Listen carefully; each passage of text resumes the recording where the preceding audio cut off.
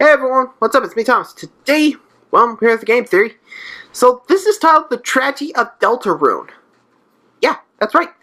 He's finally doing Deltarune. And I know I promised you a gameplay, but I'm gonna have to restart because the recording kind of corrupted on me. Sorry. So I'll have to replay some of the stuff. I think I might make some changes in there once I get through it. So, yeah. But my recording stuff, it kind of bugged out on me right at the end. I didn't feel like, ending it so abruptly. So, I'm going to have to start over and get past that thrashing room again. Until I can get there. Anyway. But enough about my gameplay. Let's check out the tragedy of Deltarune. I'll link this video down below. You guys know the drill, so let's find out. Let's cut to the chase. Deltarune is the prequel to Undertale, just not in the way you think it is. Oh, jeez. Really got the blaster. Oh, hey, buddy.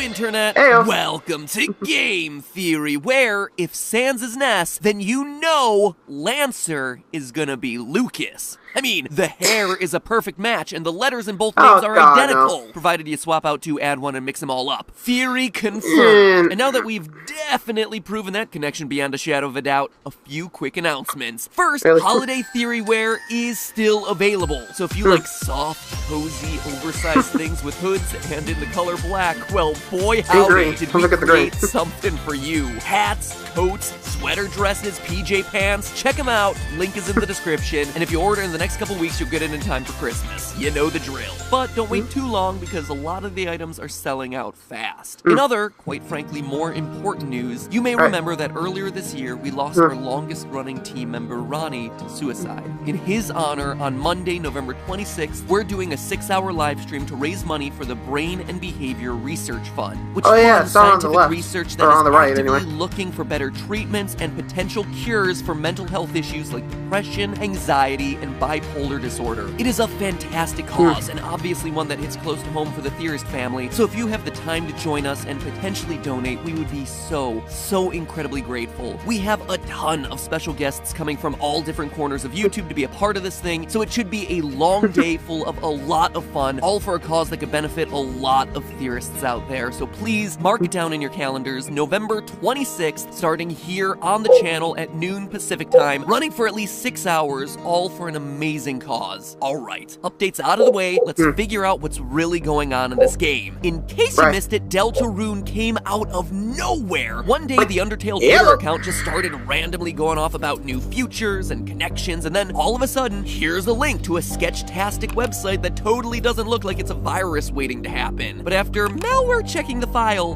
twice, you load it up and lo and behold, it's all our favorite faces from 3 years ago. Alphys, Toriel, Asgore, Undyne, all on the surface. It's gotta be a continuation of Undertale, right? Well, not really. You see, it quickly becomes apparent there's something more than a sequel here. No one knows each other. Undyne has never heard of Alphys and has both her eyes. Asgore isn't a king, he's the owner of a flower shop. Asriel isn't some twisted demigod out for revenge, but rather your brother, who's away at college. And there's no talk of surfaces and underworlds, but rather darkners and lighteners. It's like Undertale, but not quite. Everything is just a little mixed up. Just like the letters in the name. Deltarune is an anagram of Undertale. In short, it is all the same pieces, they're all rearranged. So what's it all mean? Well, with only Chapter 1 released of a game that, according to Toby Fox, may take up to 999 years to complete, we should probably try to figure out what the complete story of Deltarune is gonna be all about, since if we don't solve it now, who knows if any of us will live to the day that it's released. And once we have a grasp on what's really happening in this struggle between lighteners and darkners, how does it connect to Undertale? Does it connect to Undertale at all? So working alongside Reddit user Win on the Game Theorist subreddit, I think the two of us have figured figured this thing out. Top to bottom, up, down, and sideways. Fun fact, by the way, Win isn't just an advanced theorist that I found on the Game Theorist subreddit, he's also the creator of Trollface. Yeah, really? The Trollface. So over the last couple weeks, I have been in the presence of the OG meme lord. It's pretty fascinating, actually. The internet is a surprisingly small place. Anyway, I digress. Today we start to... So, story of Undertale. Yeah, when I was playing it, before my whole thing kind of got corrupted, I kind of wondered, like, why did no one... Like, there was, like, elements that just didn't make up or make any sense. You know, like, Undyne not knowing Alphys, you know, Asgore being a flower shop owner and not, like, the mayor or something. And Azrael being, like, a college kid. But I was thinking, maybe the Chris we've been playing might have been Chara. Maybe something possessed her once we were down there in the Darkland? I don't know. But something must have happened. Maybe it was when we were, you know, trying to seal out that dark fountain. Like, our soul goes out of our body, goes up there, pretty much closed it, and bada boom, bada bing, we're back in the closet that we started in. Kind of weird.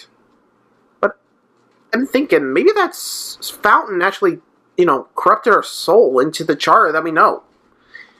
You know what I mean? I mean, that's what I was thinking would happen, but I don't know. It's my rough guess, so let's find out what MathPats found out. Solve Deltarune, with an interpretation that I predict will be pretty controversial. But have no fear, I plan to solve it a second, and likely less controversial way in a follow-up theory in just a few days. So 2, maybe even 3 theories for just this one chapter. I mean, we gotta milk this thing. Like I said, it's gonna take 999 years for it to come out, so we should probably just enjoy theorizing about it now, since it might go away and we'll never see it again. The first thing we need to address is how this game deals with the element of choice, or more accurately, disregards the element of choice. Immediately upon starting up the game, Deltarune catches players off guard by having them create a character, imbue them with seemingly symbolic personality traits, and then immediately throw it all away, saying no one can choose who they are in this world. This theme of non-choice continues everywhere. In the classroom, you can't choose your project partner, you're just assigned the class bully Susie. You can't choose your dialogue options out in the hallway with Susie, with her outright telling you your choices don't matter. Then, once you two enter the dark world, Susie tells you to lead the way, and then immediately takes over. Your choice is removed. Later on in Chapter 1, you try to direct Susie in the prison hallways, and she just outright ignores you, even in battles. I mean, sure, there's a violent and non-violent way to end every confrontation in the game, but no one actually dies. They just run away. And sure, the dialogue for the ending changes slightly, but the evil king still survives, and you still get back home to rip out your heart and show off your cutlery. Chris is Yuri confirmed. Now, this all could be a theme of the game, and probably is to a certain extent, that in life you do actually have to sometimes fight battles. I mean, even if you don't fight the king at the end of the chapter, the conversation about having to fight him still happens. But I don't really believe that's the only reason all this is in there. I think Toby Fox included this theme so strongly in Chapter 1 to set up the audience expectations for what Deltarune is. A normal game. It's a normal game. Remember, Toby Fox is coming off of Undertale, a game that was revolutionary in its gameplay, one that reinvented the way we see RPGs and violence in video games, and one that was built on the principle that every decision would affect the outcome in some way. Any project that Toby did next would have to contend with audience expectation carried over from Undertale. And by telling people out of the gates that, hey, this is a very different gameplay experience than the choice-based systems of Undertale, it helps set audience expectations accordingly. And you don't just have to take my assumptions for it. On Twit Longer, Toby did a Q&A with himself where he addressed some of the major questions he predicted people would have about Deltarune, in the typically vague way that game developers talk about their games these days. Here's a bunch of quotes from that Q&A. Will there be multiple endings? No. No matter what you do, the ending will be the same. Honestly, most games are like that, but for some reason it feels really oppressive to say here. I think that's part of the reason why the act fight system feels so vestigial in this one, but I wanted to do it anyway because it's cool. By the way, I was really worried at first about making this. The expectations for my next work would be really high. so high that I knew that no matter what I did, I felt like people would be underwhelmed. If you played Undertale, I don't think I can make anything that makes you feel that way again. However, it's possible I can make something else." End quotes. So it feels clear, based on his own words, that while you can beat the game with a pacifist or aggressive strategy, we can't really say genocide since again, no one is truly dying, it's more because it's a cool gameplay style rather than something that's integral to the story he's looking to tell. So with that out of the way, let's get into the meat of this thing. In that same... So, the choices that we make, whether will have an impact on the story this time? Makes sense. Saying the dialogues change only minutely if you take your path. You know, you guys know me, I'm always pacifist in these games. So, that's a problem.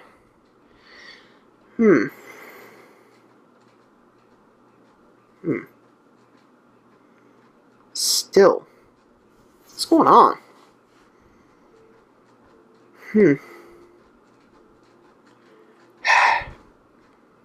Or this story, I just know it, but I just can't think of anything. Moving on.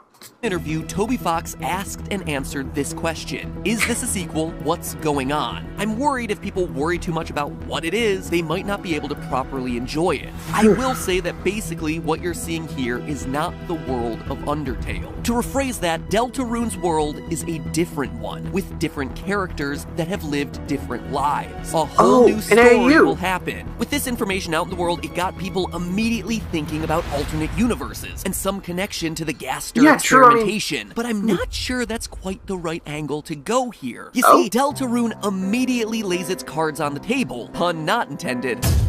Okay, so maybe slightly intended. By revealing at the end of Chapter 1 that the main plot that we just played through was all an imaginary game. It's Alice in Wonderland, it's Dorothy in Oz, or in this case, it's Susie and Chris in an abandoned classroom filled with toys. The Darkner world, with the Mad King and his son Lancer, isn't a real place. It's an imaginary game land populated by a deck of cards, an old stuffed cat, puzzle pieces, checkers getting kinged. The game hits us over the head with this revelation like a squeaky toy mallet.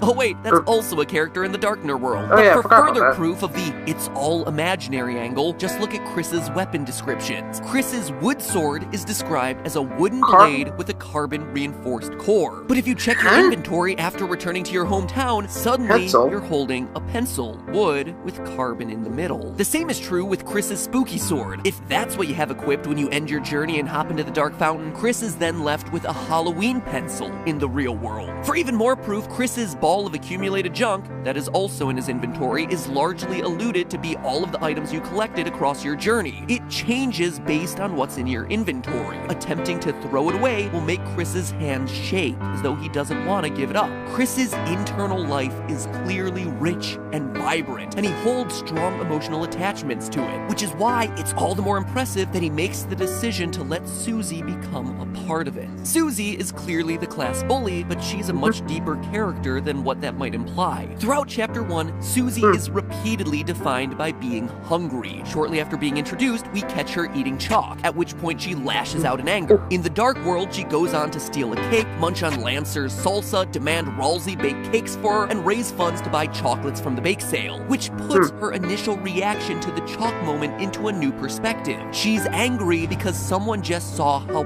poor she is. That's why she keeps her hair long. That's why her jeans are ripped. And that's why she's so mad all the time. She is actively pushing people away from her because she's ashamed of who she is. Notice that of all the houses you can visit during the Chapter 1 epilogue, hers isn't one of them. I predict it's because the reveal of her broken home life will be saved for a future chapter. So we have ourselves the quiet, introverted Chris and the misunderstood bully Susie. Once they enter the abandoned classroom looking for chalk, Chris invites Susie into her imaginary world, acting as a dungeon master of sorts, using the items found around the room and in their pockets as items and characters and weapons. And this isn't a spur-of-the-moment adventure either. This classroom and the dark world created within it is a place where Chris has played often. It's a detail that's easy to overlook if you don't explore the rest of the school building, but we learn that Chris's mother, Toriel, is a teacher at the school, making it very possible that Chris would often play here.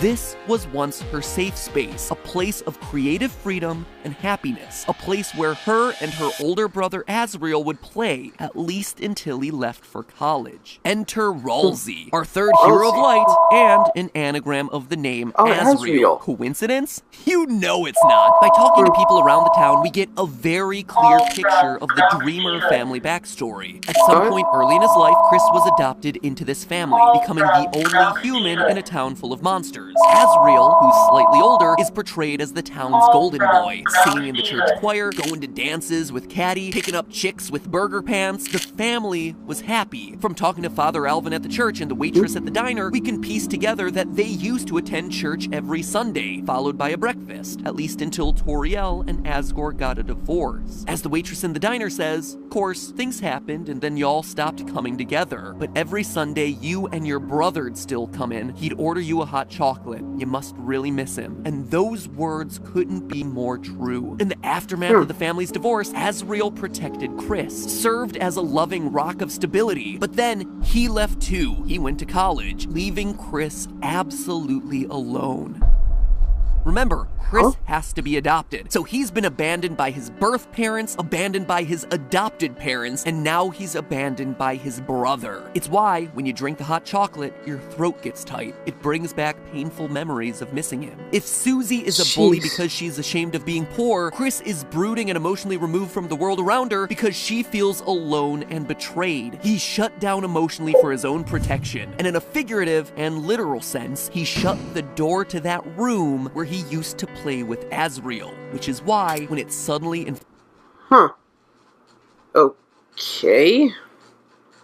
Actually, think about it. It's almost like the reverse of, like, what happened in Until. Like, you know, Chara falls down, Azriel comes over here, and she gets adopted by the royal family, right?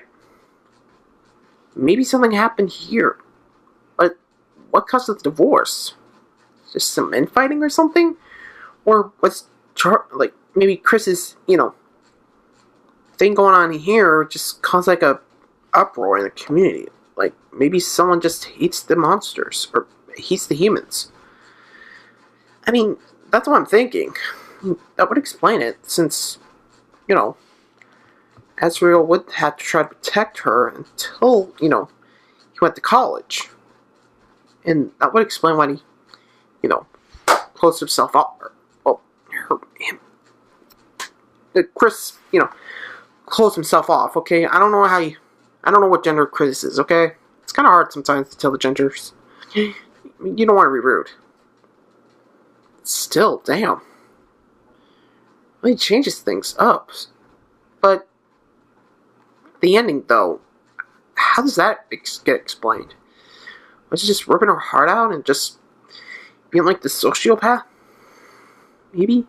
Or maybe we play Susie and try to get Chris to, you know, open up again and, you know, try to be friendly to others. Think about it.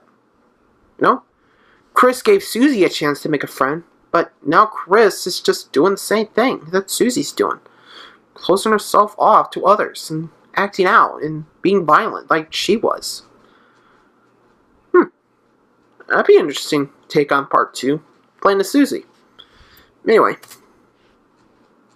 Front of him again, and he has to enter it for supplies. He's scared. That door is both literally and symbolically an entry into Chris's most private life. And this moment of him backing away is the fear of letting himself become emotionally vulnerable again, and also of letting someone else who could hurt him in again. And this isn't just speculation. Look at Ralsei. This is a character that Chris has made up as a stand-in for his brother, right? That much is pretty obvious. What isn't as obvious about this character, though, is why Chris decided to characterize his brother the way he has. Ralsei in the Dark World is young and a bit of a pushover. Chris is the leader of the group down in the Dark World, not the older brother. In fact, as Ralsei himself says, "I've been waiting alone here my whole life for you two to arrive." Ralsei has no world, no history without Chris being there. Chris has created an embodiment of his brother who is incapable of leaving him. This is someone who is dependent on Chris. And why is Ralsei so young? Well, it's probably because this is the version of him that Chris wants to remember. The one that played with him in the abandoned classroom. The one that didn't abandon him and his family by going to college. After the events of Chapter 1, there are 6 days before Azriel returns home from college. And at the end of their adventure, Susie eagerly asks to return to the Dark World adventure the following day. To me, this is setting up the chapter arc of this game, with each new chapter being a new day of this imaginary game, all leading up to the climax, the return of Azriel. With the reveal that Azriel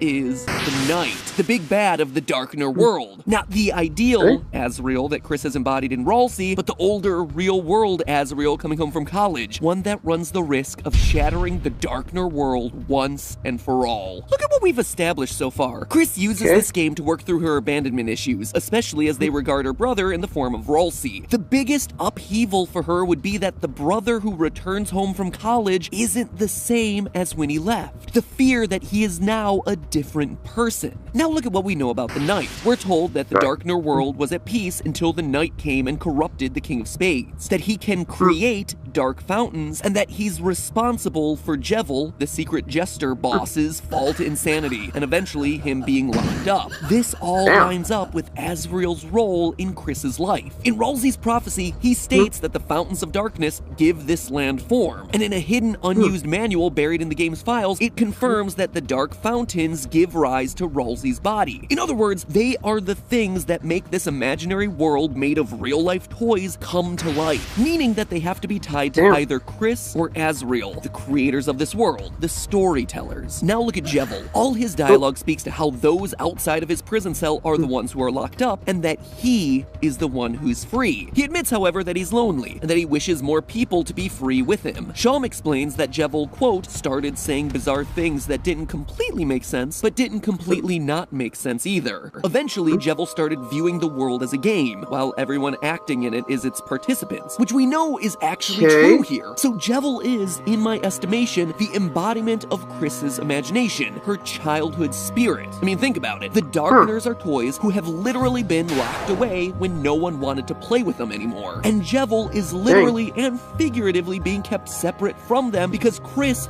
no longer has that childish spirit to want to play with them. If Jevil is Chris's childish spirit, her imagination, then he would be free. He is the spirit of chaos and freedom and creativity and everything that childhood imagination means. And of course, he's lonely, since he's been shut to the side with no one to play with him ever since Azriel left. Until the day that Susie decides to join the game and the door gets unlocked. Even his insistence on playing a numbers game directly parallels his knowledge that this whole adventure is just a Dungeons and Dragons-esque imaginary adventure. And what was the thing that killed Chris's playful spirit in the beginning? The final thing that broke her? Azriel leaving. It killed all the joy she had, leaving her alone. She no longer wants to play, meaning that Jevil, in turn, gets locked away, kept separate from all the toys in the Darkner world. But lastly, look at the Lightner prophecy. Ralsei tells us at the beginning of the game that the Lightners must destroy something called the Angel's Heaven. Angel's Heaven? Destroying heaven made by angels. Usually those are seen as good things. It seems like it would be the opposite of what you'd want to do, until you stop and think, where else have we seen an angel in this series before? Azriel's final form in Undertale. In fact, the idea of Angel's Heaven might just be the thing that unlocks the connections between Undertale and Deltarune. Are they indeed two separate universes created by Gaster, as many believe, or are the connections something more, something deeper? More on that, the Undertale-Deltarune connection, next time, since that is a whole other theory unto itself. So make sure you subscribe to see it. In fact, I challenge you to hit that subscribe bell and comment below which Deltarune character is your favorite in the next 5 seconds. 5, 4, 3, 2, 1, haha, will do. Quick reminder, Game Theory merch is still available. Order it now and you'll get it in plenty of time for the holidays. It is the softest and warmest collection of hoodies, pajama pants, and hats that you could ask for. Link is gonna appear on screen right now. Make sure you click it before they're gone. Stuff is quickly selling out. I wanna make sure that we're not crushing anyone's holiday hoodie dreams. And finally, most importantly of all, remember, it's all just a theory. A game theory. Thanks for watching. No problem. Okay, that actually does make a little bit of sense. Though, again, there's that whole ending where Chris actually reaches in for her, or rather, body, takes out her soul and puts her in the cage. Not sure where this is going, but it's still pretty interesting. Though Rousey being Azrael does make sense, since near the end, when Rousey actually reveals, he does look like, Azrael, like that, Or at least one of the dreamers. You know what I mean. Makes sense.